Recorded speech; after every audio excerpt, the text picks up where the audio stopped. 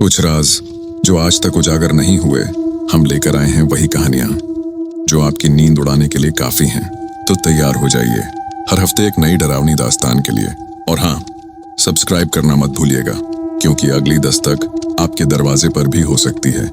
तो चलिए कहानी शुरू करते हैं। मुकेश और मैं एक ही कंपनी में काम किया करते थे। एक रोज हमें ट्रेनिंग पर भेज दिया गया। हमारी इससे पहले औपचारिक बातें ही हुआ करती थीं, पर ट्रेनिंग पर हमें एक दूसरे को जानने का मौका मिला। हमें कमरे में एक साथ ही रुकना था। साथ रहकर हम आपस में काफी घुल मिल गए थे। अक्सर रात को मुझ पर से चादर हट जाती तो मुकेश मुझे चादर ओढ़ा दिया करता था। मैंने उससे पूछा, क्यों जागते रहते हो रात भर? मेरी तो आदत है करवट बदल बदल कर सोने की, चादर तो टिकती ही नहीं। मुकेश ने मेरी बात का कोई जवाब नहीं दिया। अगले दिन वो कुछ शांत नजर आने लगा। रात को सोते समय मुकेश ने जो मुझे बताया वो न केवल दिलचस्प था, बल्कि कुछ ऐसा था जो मैंने ना तो कभी सुना ना ही कभी महसूस किया। ऐसा कम ही देखने को मिलता है। बात केवल विश्वास की रह जाती है। मुकेश ने कहना शुरू किया, आप शायद यकीन ना करें, 2003 का साल था। टीवी देखना, लाइब्रेरी जाना, दोस्तों से मिलना जुलना मेरी दिनचर्या बनी हुई थी। ऐसे में एक दिन मैं अपने दोस्त से मिलने उसके घर गया हुआ था। पता चला मेरे छोटे भाई दिनेश की तबीयत खराब है। मैं तुरंत घर को निकल पड़ा। वहां देखा परिवार के सभी लोग मौजूद हैं। दिनेश जोरों से चीख रहा है, जैसे उसे किसी तरह का दर्द हो रहा हो। उसकी हालत बिल्कुल भी देखने लायक नहीं थी। 3-4 लोग भी मिलकर उसे संभाल नहीं पा रहे थे। पिताजी ने कहा, इसे तुरंत डॉक्टर के पास ले चलते हैं, पर मां ने मुझे चुप रहने का इशारा किया। दिनेश चीखता और बेहोश हो जाता।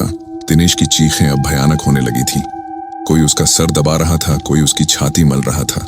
नानी ने कहा, इसे पूजा घर में ले चलो। इतना सुनते ही दिनेश जोरों से चीखा। शायद ये बात उसे पसंद नहीं आई। उसे घसीटकर पूजा घर में लाना पड़ा। यहाँ वो और भी जोरों से चीखने लगा। उसे संभालना मुश्किल हो रहा था तो हमने उसे कुर्सी से बांध दिया। फिर नानी ने उससे प्रश्न किया, बता कौन है तू? सुनकर दिनेश गुस्से में भर गया। उसका सर और छाती अब भट्टी की तरह तपने लगे। उसे अब संभालना मुश्किल हो रहा था। नानी ने फिर कहा, पता कौन है तू? इस बार दिनेश ने गुस्से में अपने दांत पीस ली। उन दांतों को किटकिटाने की आवाज मेरे कानों में दर्द करने लगी थी। उसके बदन की सारी हड्डियां कड़क रही थीं। आखिर में उसने अपनी जबान बाहर निकाली, जो काली पड़ चुकी थी। यकीन नहीं हो रहा था किसी इंसान की जबान खींचकर इतनी लंबी हो सकती है। नानी ने फिर अपनी बात को दोहराया, पता कौन है तू? कहां से आया है? इस बच्चे ने तेरा क्या बिगाड़ा है? जहां से भी तुम आए हो वहीं लौट जाओ। बदले में जो कुछ भी मांगोगे हम तुम्हें देंगे, लेकिन इस बच्चे को छोड़ दो। दिनेश ने अपना आपा खो दिया। वो उसी तरह कराहता, दांत पीसता, चीखता, चिल्लाता और बेहोश हो जाता। होश में आने पर उसे संभालना मुश्किल हो जाता था। मुझसे यह सब देखा नहीं गया। मैं बाहर आ गया और रोने लगा। उस वक्त मैंने हनुमान जी को याद किया, मंदिर में दिया भी जलाया। रोते रोते भगवान से दिनेश के ठीक होने की प्रार्थना की और वापस दिनेश के पास आ गया। दिनेश के रोने चीखने से वहां अब जमघट लग चुका था। लोगों की भीड़ में भी दिनेश उसी तरह की हरकतें किए जा रहा था। उसके शांत होने पर मैंने उसे पानी पिलाया। पानी पीने के बाद वो और भी भयानक रूप में आ गया। उसका चेहरा एकदम काला हो गया, आंखें लाल सुर्ख हो गई। ये वो दिनेश नहीं था जिसे मैं पहचानता था। ऐसा लग रहा था जैसे उसकी आंखें फटकर बाहर आ जाएगी।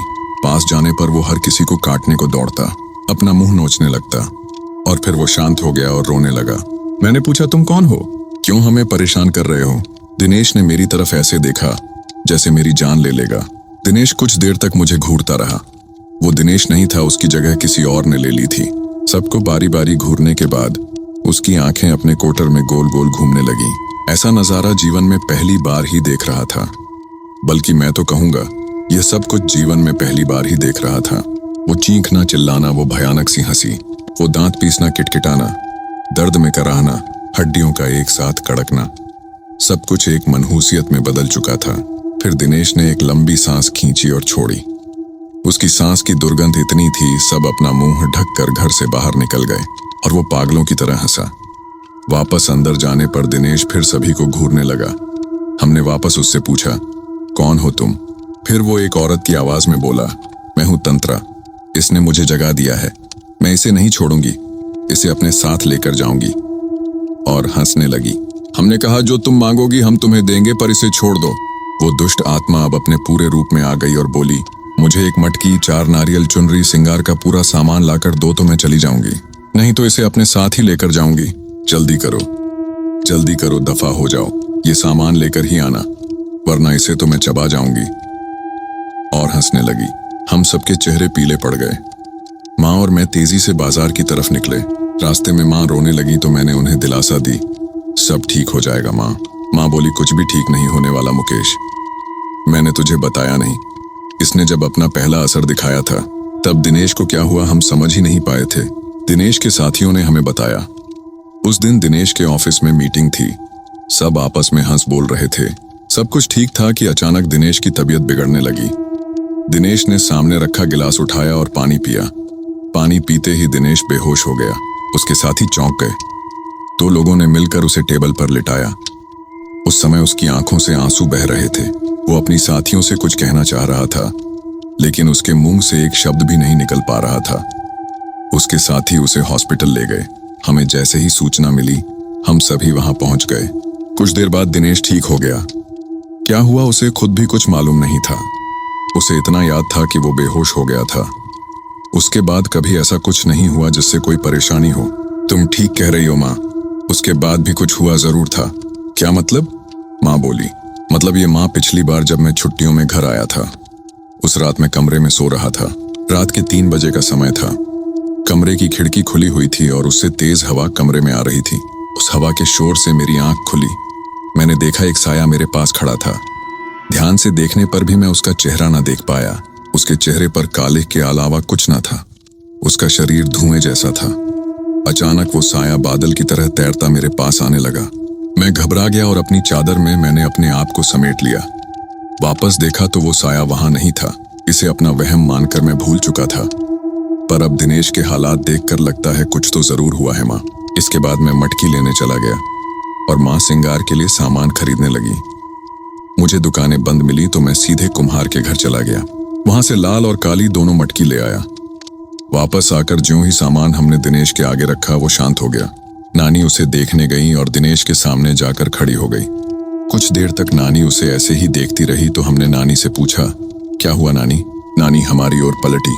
अब नानी के चेहरे के भाव दिनेश जैसे हो गए थे। हम और भी घबरा गए।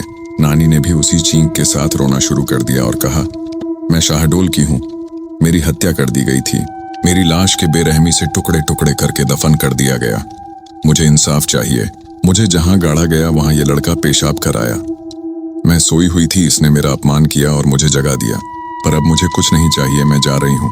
मुझे रास्ता दो। हमने पूछा, तुम इसे दोबारा परेशान नहीं करोगी? वो बोली, नहीं, इसने मेरा अपमान किया जिसकी सजा मैंने दे दी। अब मुझे जाने दो। और नानी बेहोश होकर गिर गई। हमने नानी को संभाला। इतनी देर में दिनेश भी सामान्य हो चुका था। हमने दिनेश को भी कुर्सी से खोल दिया। फिर कुछ दिन और बीते। दिनेश को काम के लिए भोपाल जाना पड़ा। दिनेश और ऑफिस के कुछ लोग होटल में रुके। होटल में आधी रात को लोगों ने शिकायत की, वहां कमरे से रोने की आवाजें आ रही हैं। होटल कर्मी ने जाकर देखा तो वो आवाजें दिनेश के कमरे से आ रही थी। कमरा अंदर से बंद था। तो होटल कर्मी ने दूसरी चाबी से कमरे का दरवाजा खोला। सामने दिनेश था, होटल की चादर में पूरा लिपटा हुआ, और जमीन से 2 फुट ऊपर हवा में उसका शरीर तैर रहा था। उसके मुंह से अजीब अजीब आवाजें आ रही थीं। इस भयानक नजारे को देखकर उन लोगों के दिल दहल गए। कुछ लोग तो भाग खड़े हुए। बाकी लोगों ने दिनेश को पकड़ा तो वो चीख पड़ा और चिल्लाने लगा। लोगों ने पुलिस को फोन कर दिया। शांति भंग के आरोप में पुलिस दिनेश को ले गई। उसके साथियों ने उसे छुड़ाया। उसके बाद दिनेश का लगातार यही हाल रहा। किसी ने मांडल के जंगलों में एक तांत्रिक होने की बात हमें बताई। शायद वो दिनेश को ठीक कर सके। हमने उसे बुलाया। उस तांत्रिक ने भी आत्मा से बातें की तो उसकी वही मांग शुरू हो गई। मटकी, 4 नारियल, चुनरी और सिंगार का सामान। अभी तक याद है मुझे वो किस तरह अपनी मांगे दोहराती थी। इन सब के साथ उसने शराब भी मांगी। रात के समय शराब कहीं भी नहीं मिली। मैं भागा अपने मोहल्ले की उन गलियों में गया जहां से मुझे गुजरना भी गंवारा नहीं था। पर भाई की सलामती के लिए भी उन गलियों में गया जहां अक्सर लोग नशे में धुत पड़े रहते थे। शराब की दुर्गंध के कारण दिन में भी उस गली से कोई नहीं गुजरता था। वहां जाकर मैंने उन लोगों से शराब मांगी तो उन्होंने कहा, क्या आज तू भी पिएगा? आजा आजा, बैठ यहाँ। आज तू बेटा सारे गम भूल जाएगा। मैं गम भुलाने नहीं आया हूँ। मेरे भाई की तबीयत खराब है, उस पर ऊपरी साया है।